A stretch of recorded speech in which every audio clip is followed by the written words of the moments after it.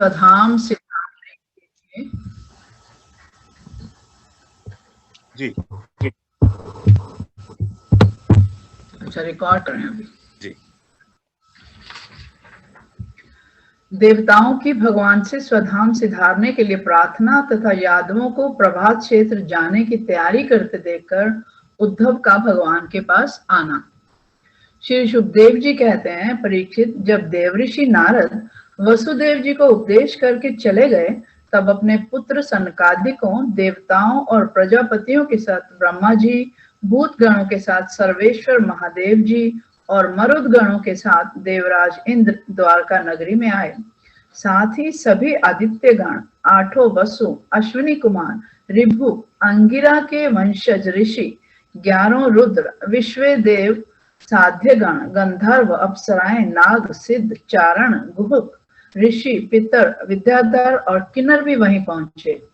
इन लोगों के आगमन का उद्देश्य ये था कि मनुष्य का सा मनोहर वेश धारण करने वाले और अपने श्याम। मैं 1 मिनट रोक रही हूँ। ये कौन सा एकादश स्कंद का 6वां अध्याय?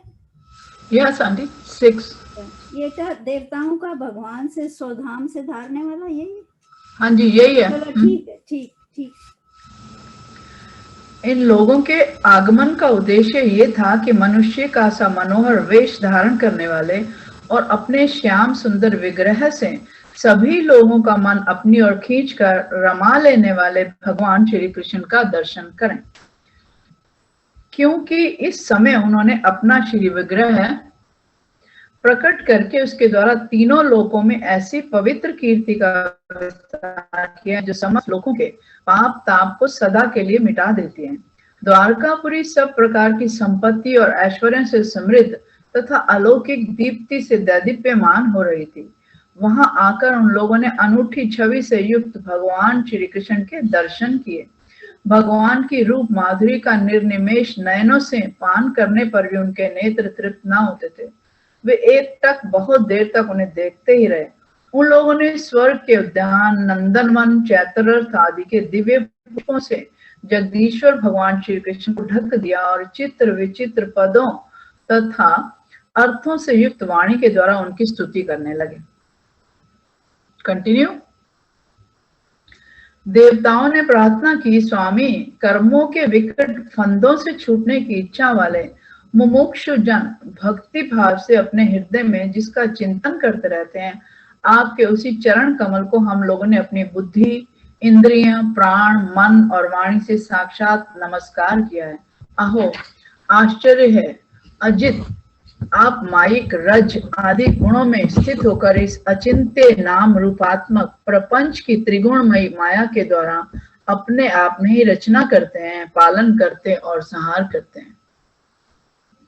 ये सब करते हुए भी इन कर्मों से आप लिप्त नहीं होते हैं, क्योंकि आप राग द्वेष आदि दोषों से सर्वथा मुक्त हैं, अपने निरावरण अखंड स्वरूप भूत परमानंद में मगन रहते हैं। स्तुति करने योग्य परमात्मन, जिन मनुष्यों की चित्त वृत्ति राग द्वेष आदि से कलुषित है, वे उपासना, वेद अध्ययन, दान, तपस्या और यज्ञ आदि कर्म भले ही करें, परंतु उनकी वैसी शुद्धि नहीं हो सकती जैसी श्रवण के द्वारा संपुष्ट शुद्ध अंतःकरण सज्जन पुरुषों की आपकी लीला कथा कीर्ति के विषय में दिनों दिन बढ़कर परिपूर्ण होने वाली श्रद्धा से होती है।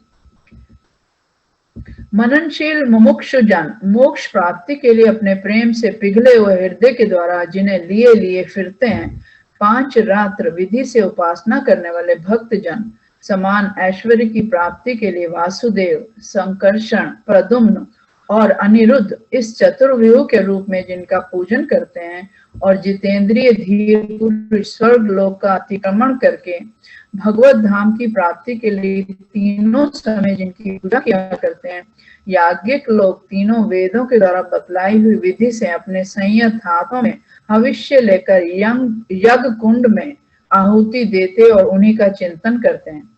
आपकी आत्म स्वरूपणी माया के जिज्ञासु योगी जन हृदय के अंतरदेश में दहर विद्या आदि के द्वारा आपके चरण कमलों का ही ध्यान करते हैं, और आपके बड़े बड़े प्रेमी भक्तजन उन्हीं को अपना परम इष्ट आराध्य देव मानते हैं।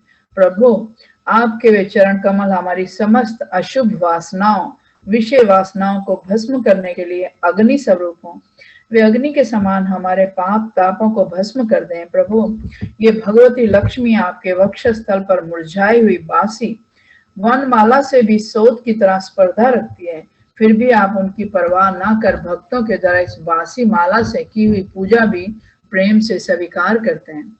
ऐसे भक्त वत्सल प्रभु के चरण कमल सर्वदा हमारी विषय वासनाओं को जलाने वाले अग्नि स्वरूप हों। अनंत वामन अवतार में दैत्यराज बलि की दी हुई पृथ्वी को नापने के लिए जब आपने अपना पग उठाया था और वह सत्य लोक में पहुंच गया था, तब ये ऐसा जान पड़ता था मानो कोई बहुत बड़ा विजय ध्वज हो। ब्रह्मा जी के पखारने के बाद उसे गिरती हुई गंगा जी के जल की 3 धाराएं ऐसी जान पड़ती थी मानो उसमें लगी हुई 3 पताकाएं फहरा रही हों। उसे देखकर आप ये कह रहे थे ना संजय, गंगा जी का उद्गम यही है। उसे देखकर असुरों की सेना भयभीत हो गई थी। ये वाला फिर से पढ़ती है, ये जो गंगा जी वाला जरा सा फिर से पढ़ती है। वामन अवतार में दैत्यराज बलि की दी हुई पृथ्वी को नापने के लिए जब आपने अपना पग उठाया था और वह सत्यलोक में पहुंच गया था, तब ये ऐसा जान पड़ता था मानो कोई बहुत बड़ा विजय ध्वज हो। ब्रह्मा जी के पखारने के बाद उसे गिरती हुई गंगा जी के जल की 3 धाराएं ऐसी जान पड़ती थी मानो उसमें लगी हुई 3 पताकाएं फहरा रही हों। उसे देखकर असुरों की सेना भयभीत हो गई थी और देव सेना निर्भय। आपका वह चरण कमल साधु स्वभाव पुरुषों के लिए आपके धाम वैकुंठ लोक की प्राप्ति का और दुष्टों के लिए अधोगति का कारण है। भगवान, आपका वही पाद पद हम भजन करने वालों के सारे पाप ताप धो बहा दे। ब्रह्मा आदि जितने भी शरीरधारी हैं वे सत्व रज तम इन तीनों गुणों के परस्पर विरोधी त्रिविध भावों की टक्कर से जीते मरते रहते हैं। वे सुख दुख के थपेड़ों से बाहर नहीं हैं और ठीक वैसे ही आपके वश में हैं। जैसे नत्थे हुए बैल अपने स्वामी के वश में होते हैं, आप उनके लिए भी काल स्वरूप हैं। उनके जीवन का आदि मध्य और अंत आपके ही अधीन है। इतना ही नहीं, आप प्रकृति और पुरुष से भी परे स्वयं पुरुषोत्तम हैं।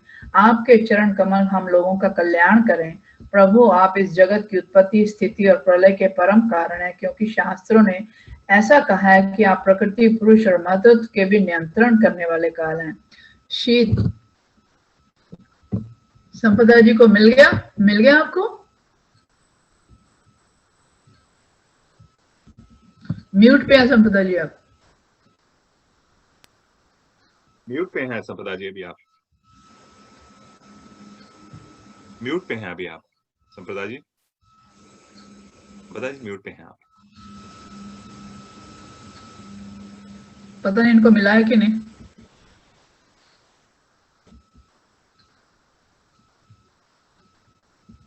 संपदा जी को लिख के बताइए कि म्यूट पे है, उनको नहीं लग रहा है ना।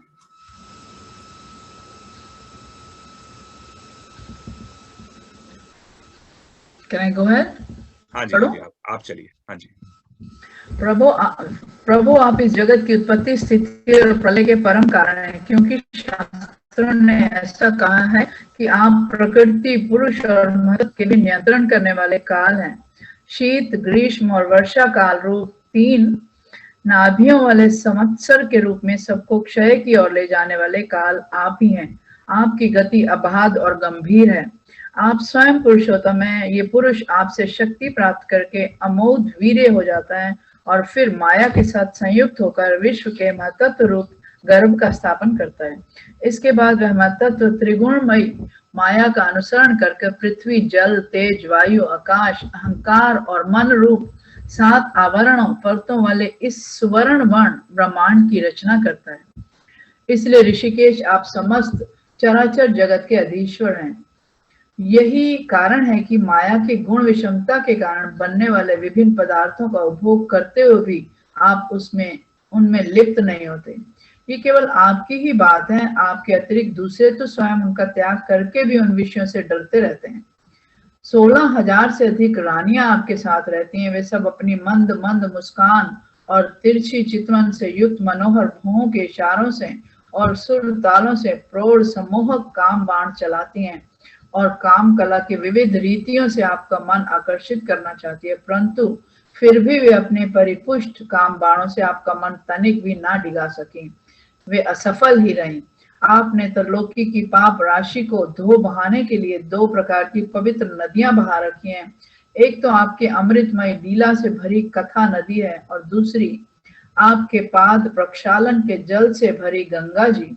अतः सत्संग से भी विवेकी जन कानों के द्वारा आपकी कथा नदी में और शरीर के द्वारा गंगा जी में गोता लगाकर दोनों ही तीर्थों का सेवन करते हैं और अपने पाप ताप मिटा देते हैं। श्री सुखदेव जी कहते हैं, परीक्षित, समस्त देवताओं और भगवान शंकर के साथ ब्रह्मा जी ने इस प्रकार भगवान की स्तुति की। इसके बाद वे प्रणाम करके अपने धाम में जाने के लिए आकाश में स्थित होकर भगवान से इस प्रकार कहने लगे। ब्रह्मा जी ने कहा, सर्वात्मन प्रभु, पहले जय श्री राम जी। आवाज आ रही है अब मेरी? हाँ जी, अब आ रही है आपकी।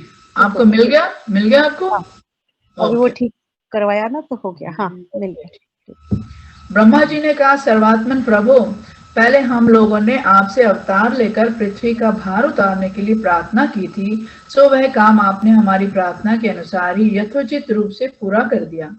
आपने सत्य परायण साधु पुरुषों के कल्याणार्थ धर्म की स्थापना भी कर दी और 10 दिशाओं में ऐसी कीर्ति फैला दी जिससे सुनकर सब लोग अपने मन का मैल मिटा देते हैं।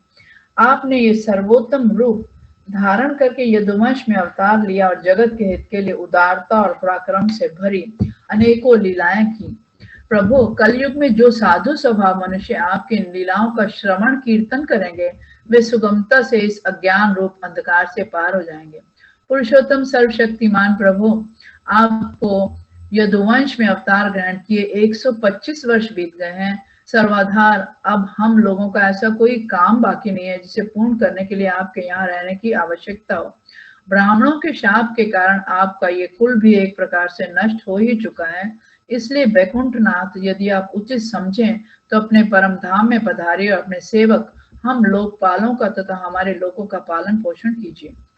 भगवान श्री कृष्ण ने कहा, ब्रह्मा जी, आप जैसा कहते हैं मैं पहले से ही वैसा निश्चय कर चुका हूँ। मैंने आप लोगों का सब काम पूरा करके पृथ्वी का भार उतार दिया है, परंतु अभी एक काम बाकी है, वो ये है कि यदुवंशी बल, विक्रम, वीरता, शूरता और धन संपत्ति से उन्मत्त हो रहे हैं। ये सारी पृथ्वी को ग्रस लेने पर तुले हुए हैं। इन्हें मैंने ठीक वैसे ही रोक रखा है जैसे समुद्र को उसके तट की भूमि। यदि मैं घमंडी और उच्छृंखल यदुवंशियों का ये विशाल वंश नष्ट किए बिना ही चला जाऊंगा तो ये सब मर्यादा का उल्लंघन करके सारे लोगों का संहार कर डालेंगे। निष्पाप ब्रह्मा जी, अब ब्राह्मणों के शाप से इस वंश का नाश आरंभ हो चुका है। इसका अंत हो जाने पर मैं आपके धाम में होकर जाऊंगा। श्री सुखदेव जी कहते हैं, परीक्षित, जब अखिल लोक अधिपति भगवान श्री कृष्ण ने इस प्रकार कहा तब ब्रह्मा जी ने उन्हें प्रणाम किया और देवताओं के साथ वे अपने धाम को चले गए।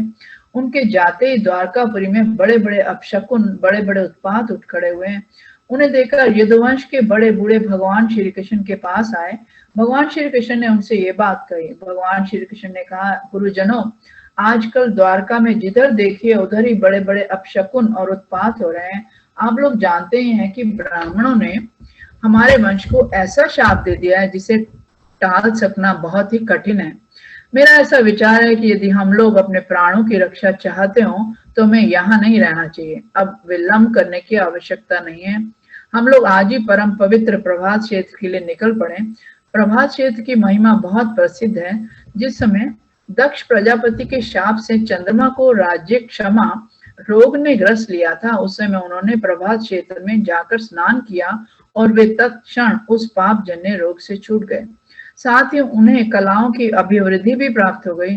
हम लोग भी प्रभात क्षेत्र में चलकर स्नान करेंगे, देवता एवं पितरों का तर्पण करेंगे और साथ ही अनेकों गुण वाले पकवान तैयार करके श्रेष्ठ ब्राह्मणों को भोजन कराएंगे। वह हम लोग उन सत्पात्र ब्राह्मणों को पूरी श्रद्धा से बड़ी बड़ी दान दक्षिणा देंगे और इस प्रकार उनके द्वारा अपने बड़े बड़े संकटों को वैसे ही पार कर जाएंगे जैसे कोई जहाज के द्वारा समुद्र पार कर जाए। श्री सुखदेव जी कहते हैं, कुल नंदन, जब भगवान श्री कृष्ण ने इस प्रकार आज्ञा दी तब यदुवंशियों ने एक मत से प्रभास जाने का निश्चय कर लिया और सब अपने अपने रथ सजाने जोतने लगे। परीक्षित, उद्धव जी भगवान श्री कृष्ण के बड़े प्रेमी और सेवक थे। उन्होंने जब यदुवंशियों को यात्रा की तैयारी करते देखा, भगवान की आज्ञा सुनी और अत्यंत घोर अपशकुन देखे, तब वे जगत के एकमात्र अधिपति भगवान श्री कृष्ण के पास एकांत में गए, उनके चरणों पर अपना सिर रखकर प्रणाम किया और हाथ जोड़कर उनसे प्रार्थना करने लगे। उद्धव जी ने कहा, योगेश्वर, आप देवादिदेवों के भी अधीश्वर हैं। आपकी लीलाओं के श्रवण कीर्तन से जीव पवित्र हो जाता है। आप सर्वशक्तिमान परमेश्वर हैं। आप चाहते तो ब्राह्मणों के शाप को मिटा सकते थे, परंतु आपने वैसा किया नहीं। इससे मैं ये समझ गया कि अब आप यदुवंश का संहार करके उसे समेटकर अवश्य इस लोक का परित्याग कर देंगे। परंतु घुंघराली अलकों वाले श्याम सुंदर, मैं आधे क्षण के लिए भी आपके चरण कमलों के त्याग की बात सोच भी नहीं सकता। मेरे जीवन सर्वस्व, मेरे स्वामी, आप मुझे भी अपने धाम में ले चलिए। प्यारे कृष्ण, आपकी एक एक लीला मनुष्यों के लिए परम मंगलमयी और कानों के लिए अमृत स्वरूप है। जिसे एक बार उस रस का चस्का लग जाता है, उसके मन में फिर किसी दूसरी वस्तु के लिए लालसा ही नहीं रह जाती। प्रभु, हम तो उठते बैठते, सोते जागते, घूमते फिरते आपके साथ रहे हैं। हमने आपके साथ स्नान किया, खेल खेले, भोजन किया, कहाँ तक गिनावें। हमारी एक एक चेष्टा आपके साथ होती रही। आप हमारे प्रियतम हैं, और तो क्या आप हमारे आत्मा ही हैं। ऐसी स्थिति में हम आपके प्रेमी भक्त आपको कैसे छोड़ सकते हैं। हमने आपकी धारण की माला पहनी, आपके लगाए हुए चंदन लगाए, आपके उतारे वस्त्र पहने और आपके धारण किए हुए गहनों से अपने आप को सजाते रहे। हम आपकी झूठन खाने वाले सेवक हैं, इसलिए हम आपकी माया पर अवश्य ही विजय प्राप्त कर लेंगे। अतः प्रभु, हमें आपकी माया का डर नहीं है, डर है तो केवल आपके वियोग का। हम जानते हैं कि माया को पार कर लेना बहुत ही कठिन है। बड़े बड़े ऋषि मुनि दिगंबर रहकर और आजीवन नैष्ठिक ब्रह्मचर्य का पालन करके आध्यात्म विद्या के लिए अत्यंत परिश्रम करते हैं। इस प्रकार की कठिन साधना से उन सन्यासियों के हृदय निर्मल हो पाते हैं और तब कहीं वे समस्त वृत्तियों की शांति रूप नैष्कर्म अवस्था में स्थित होकर आपके ब्रह्म नामक धाम को प्राप्त होते हैं। महायोगेश्वर, हम लोग तो कर्म मार्ग में ही भ्रम भटक रहे हैं, परंतु इतना निश्चित है कि हम आपके भक्त जनों के साथ आपके गुणों और लीलाओं की चर्चा करेंगे तथा मनुष्य की सी लीला करते हुए आपने जो कुछ किया या कहा है उसका स्मरण कीर्तन करते रहेंगे। साथ ही हम आपकी चाल ढाल, मुस्कान, चितवन और हास परिहास की समृद्धि में तल्लीन हो जाएंगे। केवल इसी से हम दुस्तर माया को पार कर लेंगे। इसलिए हमें माया से पार जाने की नहीं, आपके विरह की चिंता है। आप हमें छोड़िए नहीं, साथ ले चलिए। श्री सुखदेव जी कहते हैं, परीक्षित, जब उद्धव जी ने देवकी नंदन भगवान श्री कृष्ण से इस प्रकार प्रार्थना की, तब उन्होंने अपने अनन्य प्रेमी सखा एवं सेवक उद्धव जी से कहा, जय श्री कृष्ण।